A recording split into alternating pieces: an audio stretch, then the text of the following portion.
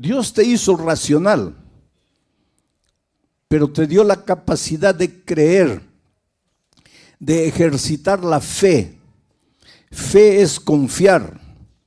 El problema es que nosotros los seres humanos confiamos en cualquiera, menos en Dios. Cuando se trata de creer, a los seres humanos les creemos, pero cuando se trata de creerle a Dios ya no creemos. ¿Quieres un ejemplo? El otro día yo recibí en mi celular un mensaje y dice así: usted acaba de ganar un carro de $100,000. Necesitamos hacer los documentos para enviarle el carro. Por favor, depositen en esta cuenta $1,000 para la documentación. ¿Por qué se están riendo ustedes? Porque ya recibieron. ¿Y por qué existe ese tipo de mensajes? ¿Por qué? Porque hay gente que cree. Porque si nadie creyera, nadie se daría el trabajo de perder el tiempo mandando ese tipo de mensajes. Pero es que hay gente que cree. Ahora, si Dios le dice: hijo, entrégame tu corazón y tú vas a ver cómo yo voy a cuidarte, ¿será? No será. ¿Cómo será? Pero al otro le mandó los $1,000 rapidito. Esta noche vamos a aprender cómo enfrentar los momentos de dificultad y cómo nuestra vida está llena de dificultades. El texto para esta noche, primer libro de los Reyes, capítulo 17, a partir del versículo 12. Primer libro de los Reyes. Ahí está el texto. Voy a ir leyendo y comentando, pero primero voy a leer este versículo, después voy a contarles el contexto para después entrar de nuevo a este versículo e ir yendo versículo por versículo hasta el 22. Dice: y ella respondió. ¿Quién es ella? La viuda de Sarepta, una viuda que vivía en la tierra de Sarepta, en Fenicia. Y ella respondió. ¿A quién le respondió? Al profeta Elías. Vive Jehová tu Dios, que no tengo pan cocido, solamente un puñado de harina tengo en la tinaja y un poco de aceite en una vasija. Y ahora recogía 2 leños para entrar y prepararlo para mí y para mi hijo, para que lo comamos y nos dejemos morir. Ahora, ¿en qué circunstancias se escribió este versículo? Y eso es lo que les voy a contar como contexto, para que podamos juntos entender el texto que acabo de leer. El profeta Elías estaba vivo. Y el profeta Elías recibió un mensaje de advertencia para el rey. El rey de Israel en esos tiempos se había casado con una mujer llamada Jezabel. ¿Y sabes de dónde había nacido Jezabel? Justamente en Sarepta, en la tierra de Fenicia. Y ella llegó a Israel casada con el rey, trayendo sus costumbres paganas y sus dioses paganos. Y el rey se dejó contaminar por la cultura de la esposa y se olvidó del Dios Todopoderoso y empezó a adorar a los dioses paganos que la esposa trajo. Uno de esos dioses era Baal. Según la cultura de ellos, Baal era el dios de la lluvia, el dios de la tormenta. ¿Y cuál es el mensaje que Dios le entregó a Elías para llevar al rey Acab? Le dijo: mira, dentro de poco tiempo no va a llover más. No va a llover más hasta que tú reconozcas que has ofendido a Dios. Va a dejar de llover. Ahora, miren, atreverse a desafiar al dios Baal, porque el dios Baal era el dios de la lluvia. Y atreverse a decir que por voluntad de Dios va a parar de llover, eso era una afrenta terrible. Y la ira del rey se desató contra Elías, lo amenazó de muerte. La esposa Jezabel, cuando se enteró de la aberración, entre comillas, que había dicho Elías, también decidió enviar gente para perseguirlo y matarlo. Entonces Dios le dio una orden al profeta.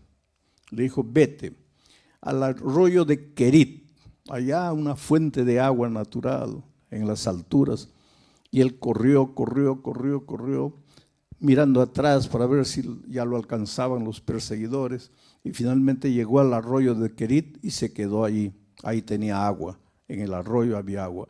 Dejó de llover en la tierra de Israel, pero ahí en el arroyo había agua. Y la historia bíblica, los versículos anteriores al 12, nos cuentan que ahí en el arroyo no tenía que comer, tenía que beber, pero no tenía que comer.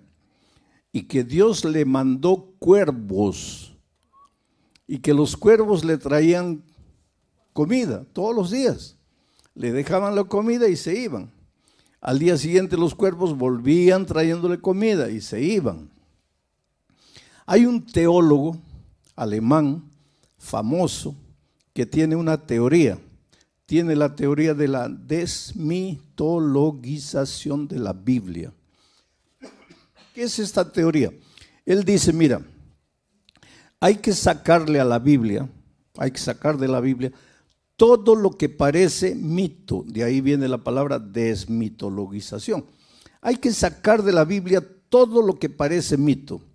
¿Y por qué este teólogo dice eso? Dice, porque con estas historias de que un cuervo vino trayéndole la comida al profeta, la gente simple va a creer, pero la gente sofisticada, culta, inteligente, racional, nunca va a creer en estas tonterías. Que Moisés levantó la vara y el mar se abrió y el pueblo pasó, y una vez que el pueblo pasó vino el enemigo, pero el mar se cerró y el enemigo murió. ¿Quién va a creer eso? Que un cuervo trajo comida. ¿Quién va a creer eso? Que Jesús con un poquito de pan y de pez alimentó una multitud de 15,000. ¿Quién va a creer eso? Que el pueblo de Israel estaba muriendo de hambre en el desierto y Dios le hizo llover una comida extraña llamada maná. Este teólogo, un teólogo es alguien que estudia la Biblia, mucho. Dice, hay que sacar todas estas historias que parecen historias para niños, esto que parece mito, hay que sacar para que la gente culta, racional, pueda creer en la Biblia. Pero te digo una cosa, si tú a la Biblia le sacas todo lo que parece mito, no te queda nada. Porque la Biblia es un libro de milagros. Porque Dios es un Dios de milagros. Dios te hizo racional, pero te dio la capacidad de creer, de ejercitar la fe. Fe es confiar. El problema es que nosotros los seres humanos confiamos en cualquiera, menos en Dios. Cuando se trata de creer, a los seres humanos les creemos, pero cuando se trata de creerle a Dios ya no creemos. ¿Quieres un ejemplo? El otro día yo recibí en mi celular un mensaje y dice así: usted acaba de ganar un carro de $100,000. Necesitamos hacer los documentos para enviarle el carro. Por favor, deposite en esta cuenta $1,000 para la documentación. ¿Por qué se están riendo ustedes? Porque ya recibieron. ¿Y por qué existe ese tipo de mensajes? ¿Por qué? Porque hay gente que cree. Porque si nadie creyera, nadie se daría el trabajo de perder el tiempo mandando ese tipo de mensajes. Pero es que hay gente que cree. Ahora, si Dios le dice, hijo, entrégame tu corazón y tú vas a ver cómo yo voy a cuidarte, ¿será? ¿No será? ¿Cómo será? Pero al otro le mandó los $1,000 rapidito. ¿Te das cuenta cómo somos los seres humanos?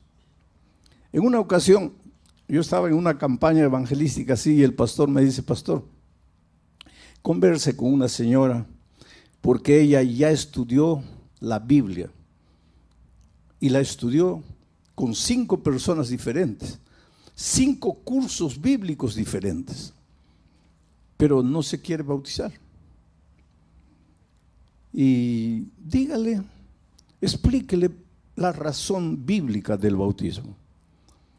Y entonces ella vino a hablar conmigo y llegó quejándose, lamentándose. Me dice, pastor, yo tengo que ser agradecida a Dios. Dios me ha cuidado siempre. La única tragedia de mi vida en realidad es la tragedia que arruinó toda mi vida.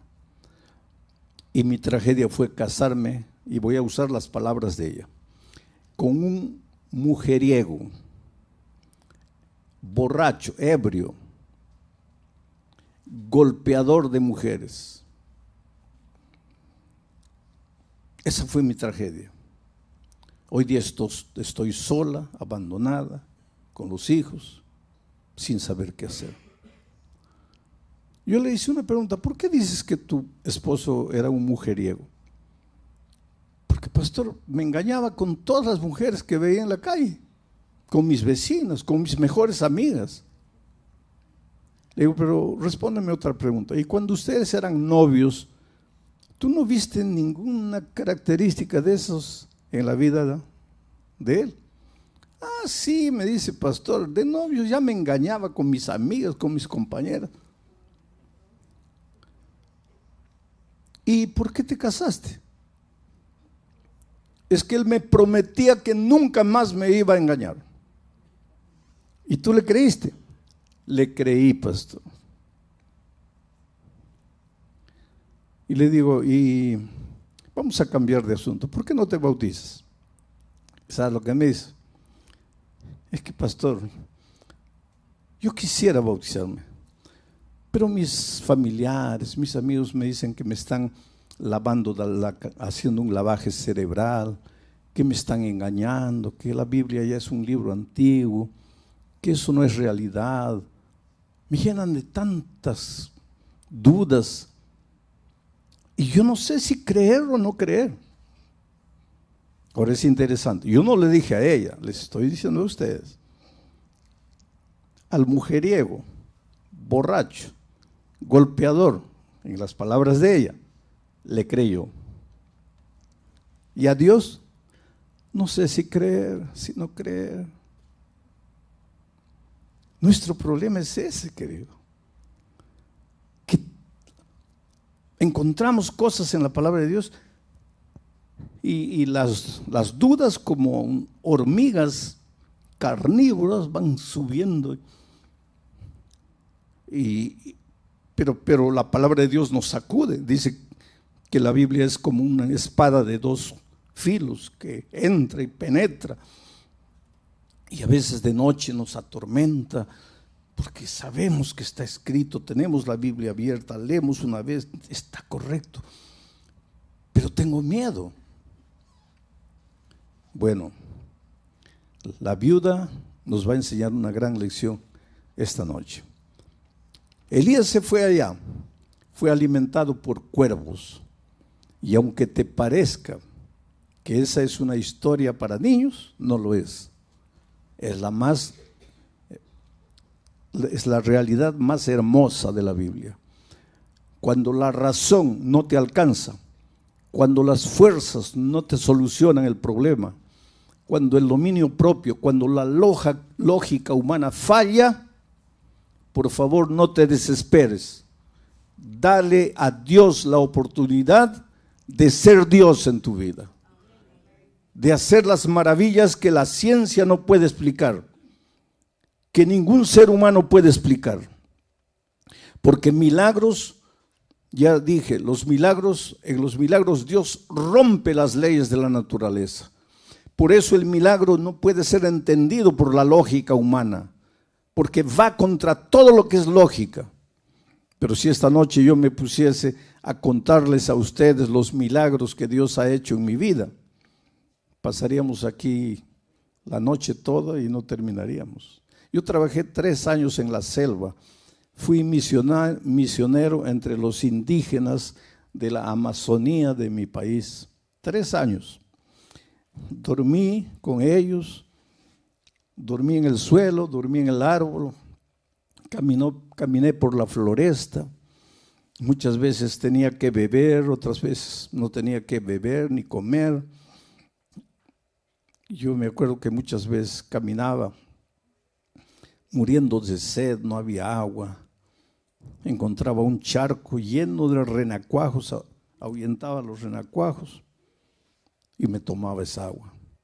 Otras veces no había ni charco, había solo un lamazal.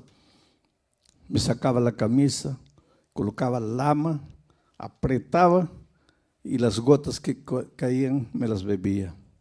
Por eso yo siempre digo, yo viajo por todos los países del mundo. Yo digo, la bacteria que quiere entrar a mi estómago tiene que pensar 50 veces, porque corre el riesgo de morir dentro de mí. Dios me envió a la selva para enseñarme a depender de Él. Y yo les podría contar milagro tras milagro, las cosas maravillosas que Dios ha hecho en mi vida. Y si alguna duda quedaba en mi mente con relación a milagros, cuando fui a la selva desapareció todo. Cuando encuentro esto, para mí no me resulta difícil creer, porque yo he vivido en mi propia experiencia eso. Entonces ahora sí, en ese contexto, él fue alimentado en el arroyo de Querit, Elías, por los cuervos, pero el agua se acabó. Y entonces Dios le dijo a Elías, ahora vete a Sarepta, la tierra de Jezabel, la esposa de Acab. En Sarepta, en los límites con Fenicia, también sucedió ese incidente de Jesús. ¿Se acuerdan cuando una mujer Ciro-Fenicia vino y le dijo, Señor, ayúdame? ¿Te acuerdas que Jesús dijo, no es bueno dar el pan de los hijos a los perritos? ¿Te acuerdas? Eso sucedió en esa tierra. Ahí era Sarepta y allí vivía una viuda pobre que, de acuerdo al relato, no tenía nada. Un poco de aceite, un poco de harina, y ella fue al campo a recoger leña para preparar un pan, comer ella y su hijo. Y en las palabras de ella, prepararse para morir porque ya no había más nada que comer. Entonces Dios viene a Elías y le dice, vete a Sarepta. Ahí hay una mujer a quien ya le he ordenado que te sustente. Pero Dios le dice, Elías, ve allá porque allá hay una mujer a quien ya le he ordenado. Pero ¿cómo le había ordenado? Porque ahora, cuando Elías llega a Sarepta y ve a la mujer recogiendo leña para hacer su último pan, Elías le dice, mira, por favor, prepárame un pedazo de pan, tráeme un poco de agua, que quiero beber. Entonces viene el texto, y ahora vamos a entrar a analizar un poco el texto. Y ella respondió. ¿Quién le habló? El profeta. ¿En nombre de quién? De Dios. Y ella respondió. Benditas las personas que cuando Dios habla responden. Benditas las personas que cuando oyen la voz de Dios toman una decisión. Ella respondió. ¿Qué es lo que respondió? Vive Jehová tu Dios, que no tengo pan cocido. Solamente un puñado de harina tengo en la tinaja, un poco de aceite en una vasija, y ahora recogía los leños para entrar y prepararlo para mi hijo, para que lo comamos y nos dejemos morir. Es decir, esta mujer había llegado al límite de sus fuerzas, de sus recursos. Lo único que le restaba, en la opinión de ella, era la muerte. Vamos a morir. se acabó, ya no hay salida, este problema no tiene solución, vamos a morir, este es el último bocado, se acabó, ya no vale la pena luchar. ¿Para qué luchar? Vamos a morir. ¿Por qué una persona delante de las dificultades de la vida? Yo te pregunto esta noche, ¿cuál es el drama que tú estás viviendo? La viuda de Sarepta vivía un drama económico, financiero, de sobrevivencia. No había pan, la harina se había acabado, el aceite se estaba terminando, no llovía, la tierra no producía, no se podía comprar nada. Desde el punto de vista humano, para ella, la muerte era la única salida, la única solución. Estaré predicando en esta noche para alguien que en su vida financiera cree que ha llegado al punto en que ya no tiene salida. Estaré predicando esta noche para alguien que en su vida profesional ha llegado a una situación extrema en que piensa que abandonar todo y largar y olvidarse de todo es la única salida. Estaré predicando para una familia, una pareja que han hecho de todo para solucionar el drama que viven y están llegando a la conclusión de que el divorcio es la única salida. Todos los días enfrentamos luchas en diferentes aspectos de nuestra vida. El sur del Brasil en estos momentos está siendo sacudido por la naturaleza. Hace una semana atrás, 10 días, llovió de tal manera que se inundaron ciudades enteras, una ciudad prácticamente desapareció y para remate ahora comenzó a llover hace 3, 4 días nuevamente sin parar. Es prácticamente un diluvio y hay una persona que inclusive clama a Dios y dice: Señor, pero en tu palabra has prometido que nunca más vas a destruir el mundo con agua. ¿Y qué está pasando aquí? El país está viviendo una situación terrible allá en el sur del Brasil. Pero aquí en Ucrania hay gente que no sabe qué hacer, a dónde ir. La guerra está destruyendo y acabando con todo lo que tiene. Y si nos ponemos a hacer un mapa del mundo, veremos que por aquí hay una tragedia, por allá hay momentos en que pensamos que ya no hay salida, ya no hay solución. Ahora, ¿por qué esta mujer pensaba que no había salida? Porque mira la respuesta. Ella respondió, deja en el versículo anterior, en el versículo 2, y ella respondió: ¿vive Jehová tu Dios?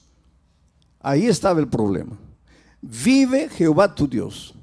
Esta mujer creía en Dios, pero no era su Dios, era el Dios de Elías. Y te digo una cosa, querido, mi Dios no te sirve a ti. Pero no es el mismo Dios, sí, es el mismo Dios. Pero para mí es el mío. Pero tú nunca te apoderaste de Dios. Tú nunca te tomaste de sus promesas. Tú nunca le abriste el corazón. Tú nunca le entregaste el trono de tu corazón. Es el Dios de la iglesia, es el Dios de los otros, pero no es tu Dios. Y cuando Dios es teoría, es concepto, pero no es una persona que forma parte de tu experiencia diaria, en los momentos de crisis, tú vas a llegar a la conclusión de que la única salida es la muerte, porque Dios no es tu Dios. Interesante que el Salmo 23 dice: Jehová es mi pastor. No dice Jehová es nuestro pastor. No dice Jehová es el pastor de otros. Es mi pastor. Tienes que llegar en tu vida a un momento en que te apoderes tú personalmente de las promesas de Dios. En que dejes de creer que los conceptos bíblicos son apenas teoría. En que llegues a tomar los conceptos y hacerlos parte de tu experiencia diaria. Y para eso tienes que sacar el pie de lo conocido y entrar a lo desconocido, aunque lo desconocido te provoque temor. Vamos al siguiente versículo. Elías le dijo: no tengas temor. ¿Te acuerdas la noche que yo prediqué sobre el temor, el miedo?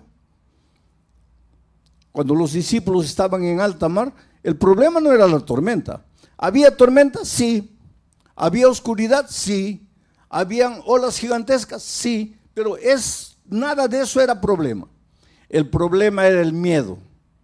Y cuando Jesús llegó y dijo, no tengáis miedo, el miedo desapareció y Pedro fue capaz de andar por encima del mar. Ahora encontramos aquí a una viuda pobre en una situación extrema, pensando que la única salida es la muerte. ¿Por qué? Porque el Dios de Elías no era su Dios. Ella no tenía una experiencia personal con Dios. Y por eso su corazón estaba lleno de temor. Y por eso Elías, en el nombre de Dios, le dice, no tengas temor. Pero tú solo no vas a tener temor cuando el amor que es Dios, el amor eche fuera el temor. Cuando Jesús entre a tu vida, cuando tú tengas un compromiso personal con Dios, cuando Dios deje de ser Dios y se torne tu Dios, y que tú vivas con Él una experiencia personal, inédita, inexplicable. El otro día una persona que estaba conociendo el Evangelio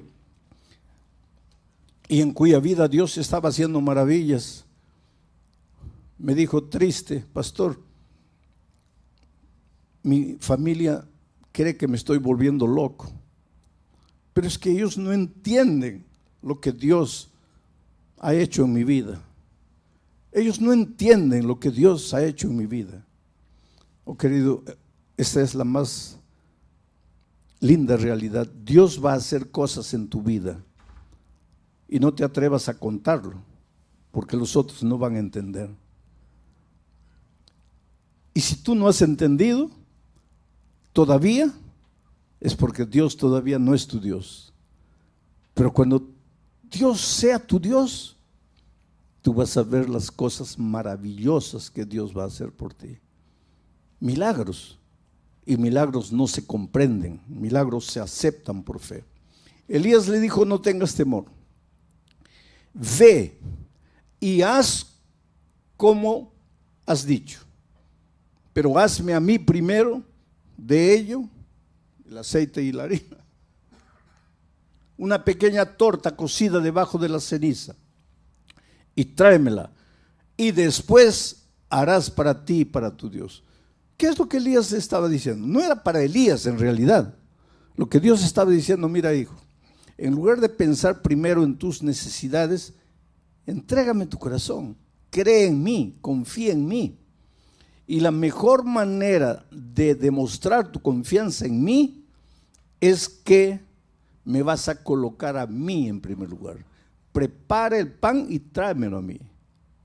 Y después vas a preparar para ti y para tu hijo.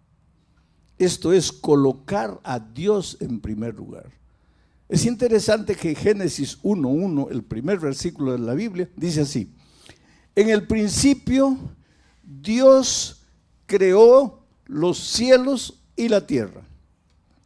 Pero leemos el verso y no pensamos, no reflexionamos. Pero mira lo que dice: en el principio Dios. Después que Dios fue colocado en el principio, viene el verbo crear. Dios creó la acción. Y el resultado, cielos y tierra. Todos nosotros queremos los cielos y la tierra, pero nadie coloca a Dios en el principio. Si Dios no está en el principio, no hay cielos ni tierra. El crear sin Dios en el principio no tiene sentido. Tienes que colocar primero a Dios. Y eso es lo que Elías le dijo a la viuda: colócame a mí primero y después vas a ver. Siguiente verso. Porque Jehová, Dios de Israel, ha dicho así: la harina de la tinaja no escaseará, ni el aceite de la vasija disminuirá, hasta el día en que Jehová haga llover sobre la faz de la tierra. Jehová ha dicho así. Oh querido, puede haber la cantidad de dificultades y problemas delante de ti que tú puedas imaginar. Nada va a ser capaz de derrotarte. Primero, si colocas a Dios en primer lugar. Y después, si crees en lo que Dios ha dicho. Y lo que Dios ha dicho está en la palabra de Dios. Es por eso que tienes que estudiar la Biblia. No creas lo que los otros te dicen. Cree lo que tus ojos ven que está escrito en la palabra de Dios. Cuando alguien pretende enseñarte alguna cosa, que confirma tú con tus ojos que eso está escrito en la palabra de Dios. No creas al ser humano, cree en la palabra de Dios. Y es por eso que estas noches estoy colocando el texto, para que vean que yo estoy explicando el texto, estoy exponiendo el texto, pero es el texto que dice esto: Jehová Dios de Israel ha dicho. Y cuando Jehová Dios de Israel lo dice, puedes creer, puedes sacar el pie del barco y colocar el otro pie en el agua y no te vas a hundir. Avanza sin miedo, porque Jehová, el Dios creador de los cielos y la tierra, ha dicho. Versículo 15. Entonces ella fue, y aquí está el problema con muchos. Está bien, escuchan la palabra de Dios, qué bonito, qué maravilloso, amén, qué extraordinario, pero no das este paso. Ella no se quedó escuchando la palabra de Dios y dijo, qué bonito, qué maravillosa promesa de Dios. No, ella fue e hizo. La palabra de Dios no te ayuda si tú no vas y la practicas, si tú no colocas en acción lo que la teoría dice. Ella fue e hizo como dijo Elías, y comió él, el profeta, y ella y su casa muchos días. Y la harina de la tinaja no escaseó, ni el aceite de la vasija menguó, conforme a la palabra que Jehová Dios había dicho por Elías.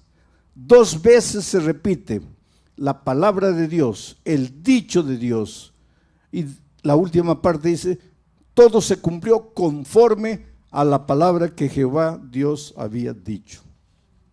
Todo se va a cumplir en tu vida, querido, conforme a lo que Dios ha dicho en su palabra. Pero para eso tienes que conocer lo que Dios dice en su palabra. Por eso la necesidad de hablar con Dios. En tu vida devocional hay 3 cosas interesantes, si tú quieres crecer en la experiencia cristiana.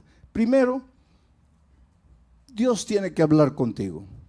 ¿Cómo? A través de la palabra. Tienes que estudiar la palabra. En segundo lugar, tú vas a hablarle a Dios. ¿Cómo? A través de la oración.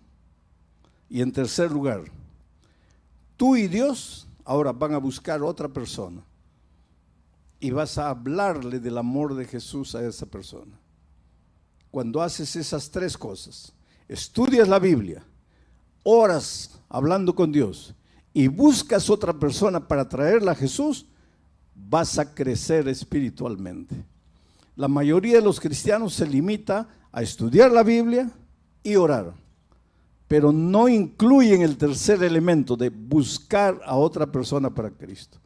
Resultado, permanecen enanos espirituales, no crecen, porque la única manera de crecer es a través del ejercicio. Tienes que salir y buscar a otra persona para Cristo. Pero pastor, nadie me va a escuchar. Lógicamente, querido. En este mundo no hay nadie que quiera cambiar de religión. Tú eres adventista, ¿quieres cambiar de religión? No. Entonces, ¿por qué piensas que el musulmán sí quiere cambiar de religión? ¿O por qué piensas que el luterano quiere cambiar de religión? O el testigo de Jehová, o el católico. Si tú no quieres cambiar de religión, nadie quiere cambiar. Entonces, si tú vas a buscar a las personas, queriendo decirles, tú estás equivocado, mi religión es verdadera, esa no es la manera correcta de testificar del amor de Jesucristo. En el Brasil hay un dicho interesante: ¿quieres ser mi amigo? No me hables de política, no me hables de fútbol y no me hables de religión. ¿Quieres ser mi amigo? No me hables de política, que soy de derecha, de izquierda. No me hables de fútbol, que soy del Real Madrid, del Barcelona. Y no me hables de religión, que soy de esta o soy de aquella iglesia. Pero entonces, ¿cómo es que traemos a las personas a Cristo? Es la manera más simple. ¿Quién lleva a los jóvenes a las drogas? A ver, dígame, ¿quién los lleva a las drogas? ¿Ah? Los amigos. Los muchachos se meten a las drogas llevados por los amigos. Y el joven que entra al mundo de las drogas, él sabe que la droga lo va a acabar, ¿sí o no? Claro que sabe. En este mundo de tanta información, ¿quién va a decir que entró a la droga y no sabía que la droga lo iba a destruir? Saben. ¿Y por qué entran? Por el amigo. ¿Y tú por qué no puedes traer a alguien para Jesús?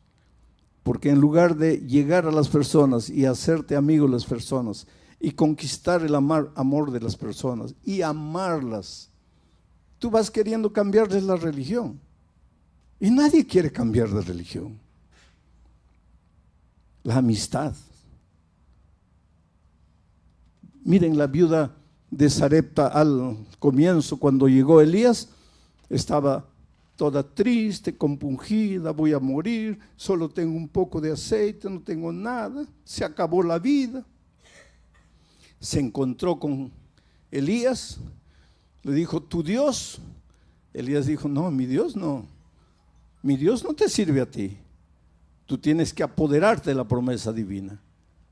Y ella dijo, yo acepto, y con fe fue, y preparó el pan, y el aceite no disminuyó, y la harina no acabó. Ella hizo conforme al mandato de Dios, y la palabra de Dios se cumplió en su vida. Mi querido amigo, mi querida amiga, no sé en qué país estás, dónde estás. Tal vez en este momento estoy hablando contigo allá en la cámara. Estás en el lecho de un hospital, en la celda de una prisión, solo en tu casa, acostado en tu lecho. Tal vez estás desesperado sin saber qué hacer. Pero yo te digo una cosa, tú eres lo más precioso que Dios tiene en esta vida.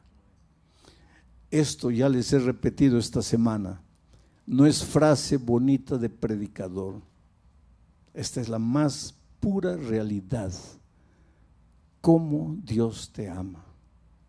En una ciudad llamada Cuiabá, allá en el Brasil, en la carretera hay una curva llamada la curva del diablo, porque es una curva cerrada. Y si tú entras a mucha velocidad, te pasas y abajo está la boca del infierno. Y ahí nadie te saca. Tú echas una piedra y tienes que contar hasta 20, 30 para escuchar el sonido de la piedra llegando abajo. Un hombre que fue infiel a su esposa. La esposa le dijo, no quiero más vivir contigo. Los hijos le dijeron, nos vamos con mamá porque tú no fuiste un buen esposo, no fuiste un buen padre. Como consecuencia de esa situación familiar, los negocios se fueron a pique. Para que prosperes en cualquier área de la vida, tienes que tener paz en tu corazón. Si tú no tienes paz en tu corazón, vas a ser un mal empleado, un mal empresario, porque no tienes paz en el corazón. Ese hombre, ahora complicado en su vida familiar, se complicó en la vida financiera, se llenó de deudas. Y un día pensó, lo único que me resta es morir. Y agarró la camioneta y subió la carretera para bajar a toda velocidad y lanzarse al abismo con el carro. Mientras subía, prendió la radio, cualquier radio, y por esas cosas divinas, no hay coincidencia, hay propósitos divinos. Por esas cosas divinas, prendió en una emisora llamado Radio Nuevo Tiempo de Brasil, Radio Novo Tempo. Y por esas cosas de la vida, quien estaba predicando en ese momento era yo. Y por esas cosas divinas, la frase primera que él oyó fue: si crees que la única salida para ti es la muerte, espera un poco. La muerte no es salida para nada. Tú no fuiste creado para morir. Tú fuiste creado para vivir. Tú eres el fruto de un Dios de vida. Y si la vida no está funcionando como tú quieres, es porque tú te has olvidado del Dios de la vida. Entonces, en lugar de pensar en acabar con tu vida, entrégale tu corazón a Jesús. Dile: Señor, yo humanamente lo he perdido todo, lo he destruido todo. Por primera vez en mi vida, y tal vez porque ya no me queda otra cosa, te voy a dar un voto de confianza. Haz por mí lo que yo no puedo hacer por mí mismo. Y esas palabras impactaron su corazón. En primer lugar, él dijo: ¿quién es este hombre? En segundo lugar, ¿quién le contó mi historia? Este hombre me está hablando a mí. Yo soy el que destruyó mi familia, mi vida financiera. Yo soy el que está subiendo aquí para matarme.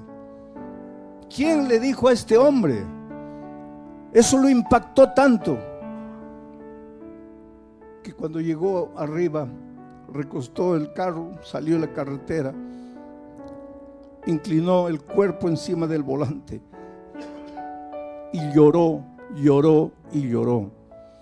Y el otro día ya les dije que a veces pienso que las lágrimas Dios nos ha dado para lavar la basura interior que nos está matando. Pero él no solo lloró, él habló con Dios a gritos y dijo: Señor, yo soy el hombre que este hombre que está hablando está describiendo. Estoy perdido, he venido aquí a matarme, pero tú eres Dios de vida, tú me creaste, entonces dime, ¿qué quieres de mí? Y cuando él estaba gritando eso, yo en el sermón decía: simplemente entrégale tu corazón a Jesús. Y ese hombre ahí donde estaba le dijo a Dios: Señor, yo no sé qué es entregarme a Jesús, pero aquí estoy, aquí me entrego. Al final descubrió que era la emisora Radio Nuevo Tiempo, escribió a la emisora lo alcanzó. Hoy día es un miembro de iglesia feliz, ha restaurado su matrimonio, está restaurando sus empresas, porque cuando Dios te restaura, te hace completamente de nuevo. Pero no puede hacer nada en tu vida por la fuerza. Tú tienes que querer, tú tienes que decir sí. Aunque tengas que decirle: Señor, yo no entiendo, por ejemplo, ¿por qué este pastor? Y la oportunidad que Dios nos da de estudiar su palabra juntos. Hoy veremos la lección número 3 para el 18 de abril del año 2026. El título es Orgullo versus Humildad. Mira, todos hemos conocido en algún momento de la vida personas orgullosas. Este tipo de personas siempre cree que tiene la razón. Y claro, como cree que tiene la razón, nunca acepta corrección. La persona orgullosa necesita tener el control de todo y parece disfrutar menospreciando a los demás. Y lo peor de todo es que es muy fácil buscar al orgulloso mirando a las otras personas.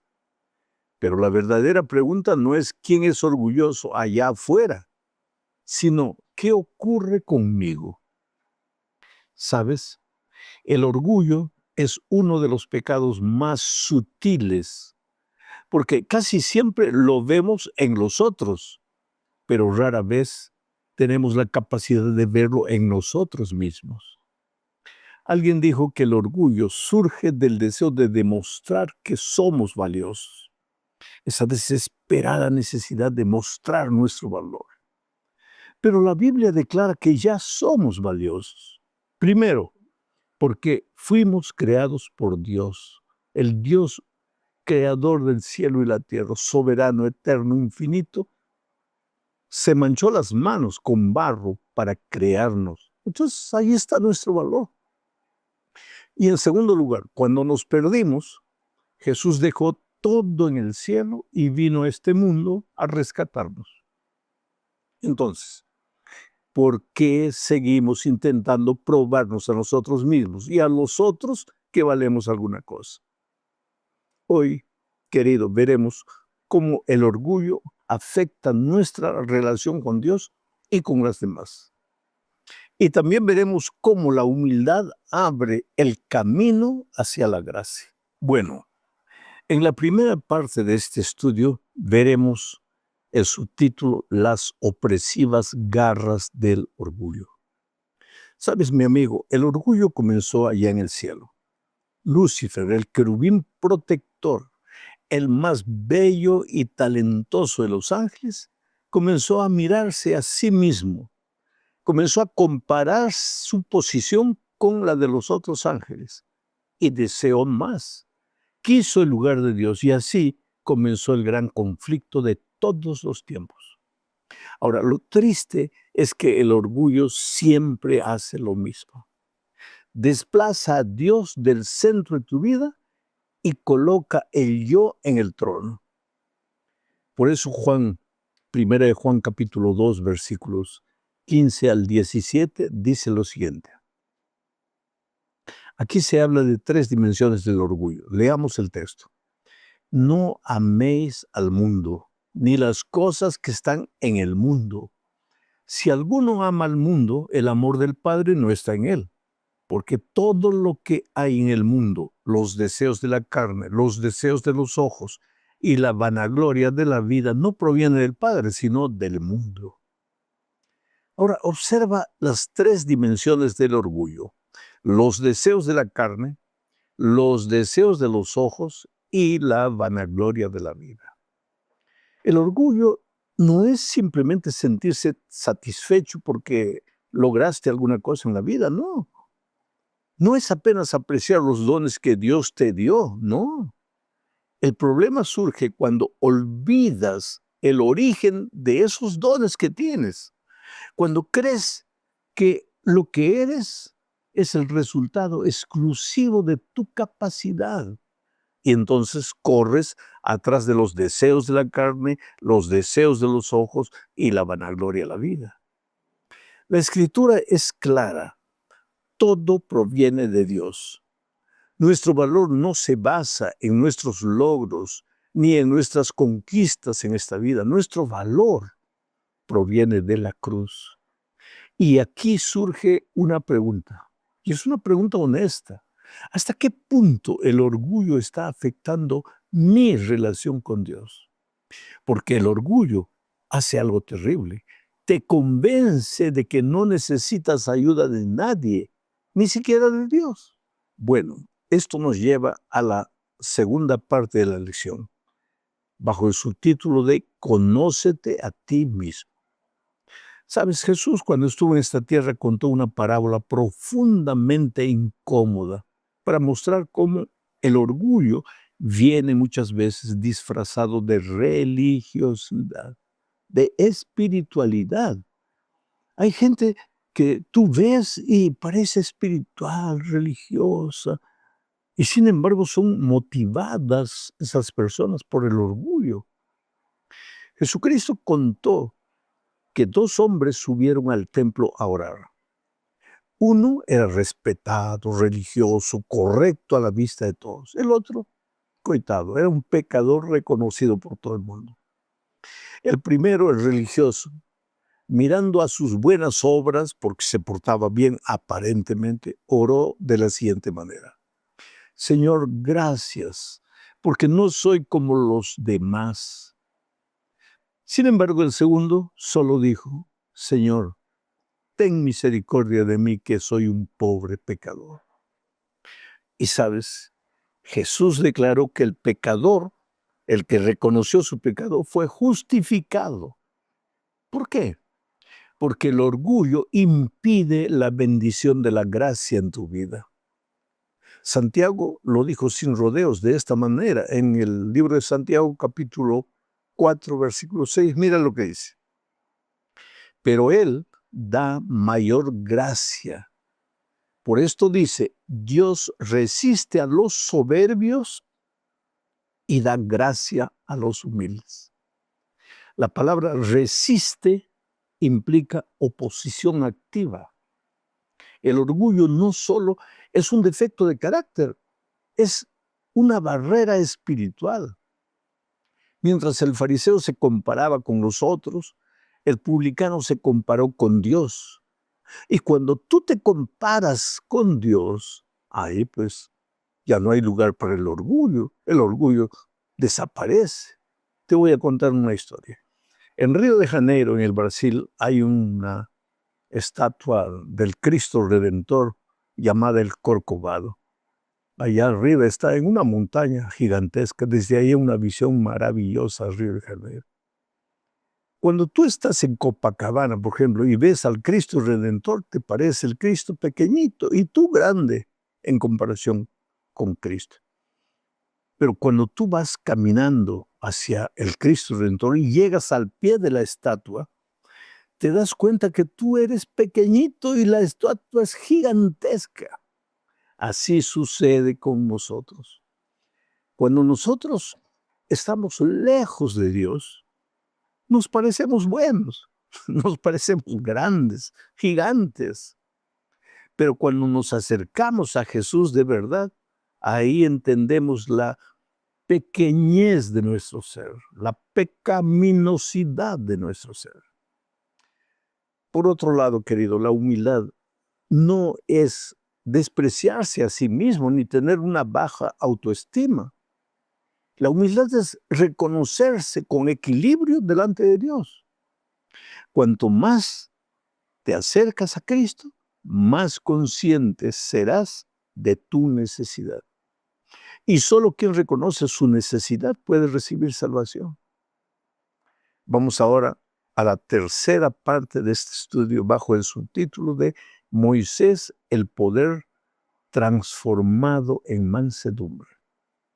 Para esto te invito a leer la epístola a los Hebreos, capítulo 11, versículos 24 al 26. Dice así: por la fe, Moisés, hecho ya grande, rehusó llamarse hijo de la hija de Faraón, escogiendo antes ser maltratado con el pueblo de Dios, que gozar de los deleites temporales del pecado, teniendo por mayores riquezas el vituperio de Cristo que los tesoros de los egipcios, porque tenía puesta la mirada en el galardón. Reflexionemos en lo que dice este texto. Moisés tenía todas las razones del mundo humanas para sentirse orgulloso. Había sido educado en la corte egipcia, era poderoso en palabras y hechos, tenía un futuro brillante, hombre extraordinario, admirado por todos. Pero Hebreos 11 dice que escogió algo diferente. Decidió sufrir con el pueblo de Dios antes que disfrutar de los placeres temporales del pecado. ¿Por qué? Es que el desierto había quebrantado su autosuficiencia. Durante 40 años Dios trabajó con el carácter de Moisés para transformarlo de un hombre bravo y orgulloso en un hombre muy manso, dice la Biblia, más que todos los hombres. Y ahora, Moisés, el hombre más grande de su generación, es recordado por su humildad. No porque fuese un ser humano derrotado, no. Imagínate. Mira, vamos a cerrar los ojos e imaginar a Moisés. La zarza ardiente, ¿quién pudo presenciar algo así? Las plagas de Egipto, el poder de su palabra, que venía de Dios a través de él. El mar rojo abierto, los enemigos tragados por el agua. El maná cayendo del cielo, los 10 mandamientos escritos por el dedo de Dios. Mira, cuántas oportunidades para que él se sintiese orgulloso. Pero Moisés entendió algo que nosotros debemos aprender. La grandeza espiritual nunca, nunca se construye sobre el egoísmo. Por eso es que a veces Dios permite que la propia vida se encargue de llevarnos al desierto de nuestra existencia. ¿A qué? A llorar, a aprender que valemos mucho, sí, pero no porque haya valor intrínseco en nosotros, sino porque Dios nos ama y está dispuesto a hacer maravillas en nuestra vida. Así que si en este momento estás pasando por tu desierto, todos te han abandonado, estás solo, tus planes no resultan, piensa un poco. ¿No será que necesitas pulir algunas aristas de tu carácter? Ahora, no trates de hacerlo solo porque tú no puedes. Deja que Jesús haga en ti. Él sí va a moldar tu carácter y entonces con tu carácter transformado vas a volver al Egipto de este mundo, como Moisés, del desierto a Egipto. ¿Para qué? Para hacer las grandes obras de Dios en ti y a través de ti. Bueno, vamos ahora a la cuarta parte del estudio bajo el título de la mayor ofensa. En esta parte, querido, veremos un incidente que sucedió entre Cristo y sus discípulos. Leamos Lucas 22, versículos 24 al 26. Dice así: hubo también entre ellos una disputa sobre quién de ellos sería el mayor. Pero él les dijo: los reyes de las naciones se enseñorean de ellas, y los que sobre ellas tienen autoridad son llamados bienhechores. Mas no será así entre vosotros, sino sea el mayor entre vosotros como el más joven, y el que dirige como el que sirve. A mi amigo, mira, si tú lees todo el capítulo 22 de Lucas, verás que los discípulos discutían siempre entre sí quién de entre ellos debería ser el mayor. Después de años caminando con Jesús, no habían cambiado. Todavía competían por posiciones.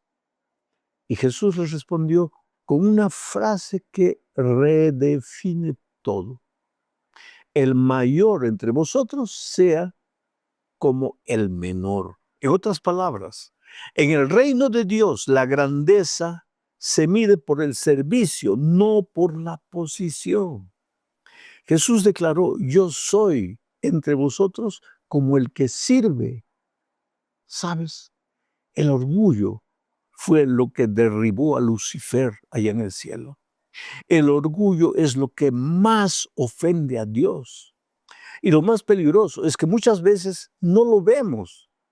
Por eso necesitamos orar como aquella oración profunda de la sierva de Dios: Señor, toma mi corazón, porque yo no puedo dártelo, es tuyo. Y cuando tú haces eso, pues Dios hace maravillas en tu vida. La humildad no es algo que fabricamos, es algo que Dios produce en nosotros cuando nos rendimos a Él. Ahora, querido, llegamos al fin de este estudio bajo el subtítulo de Fija tus ojos en Cristo. Hay un corito muy bonito que me gusta: fija tus ojos en Cristo. Bueno, la única manera de vencer el orgullo es dejar de mirarnos a nosotros mismos y mirar a Cristo. Filipenses 2 describe la escena más impresionante del universo. Cristo, siendo Dios, no se aferró al hecho de ser Dios, se humilló, se hizo siervo, y no solo siervo, se hizo obediente hasta la muerte. Y no solo cualquier muerte, sino la muerte de cruz, la peor de las muertes.